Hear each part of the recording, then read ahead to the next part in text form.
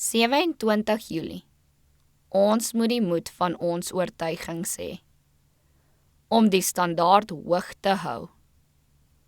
Gaan in deur die poorte, berei die weg van die volk, vul op die groot pad, gooi die klippe weg, steek 'n banier op oor die volke.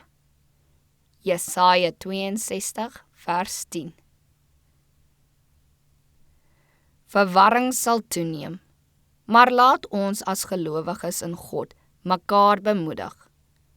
Ons moet nie die standaard verlaag nie, maar dit hoog hou en die oog op hom, die leidsman en volëinder van ons geloof vestig.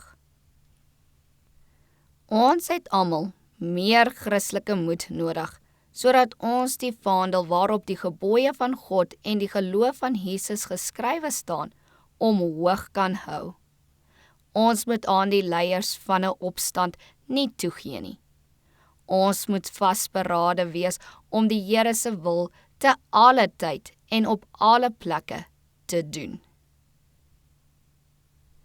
As die waarheid vir hierdie tyd blymoedig ontvang word en die grondslag van die karakter word, sal daar doelgerigtheid wees wat die verleiding tot genot, die onbestendigheid van gewoontes, die veragting van die aardsgesindes en die hart se eie verlangenis na selfverwenning magteloos is om te beïnvloed.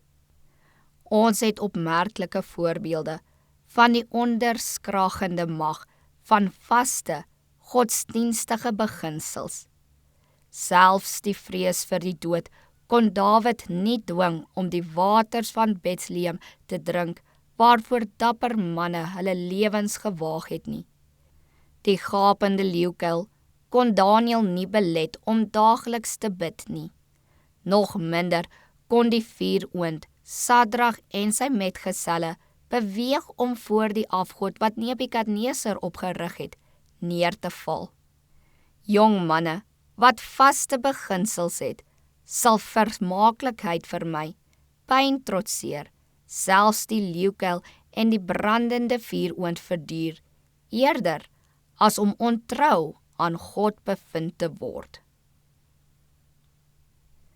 Laat dit soos met 'n eysterpen op 'n rots op die gewete ingeskrywe word, dat ware sukses, of dit in hierdie lewe is of in die lewe wat kom, net verkry kan word deur getrou aan die ewige beginsels van reg en geregtigheid vas te hou.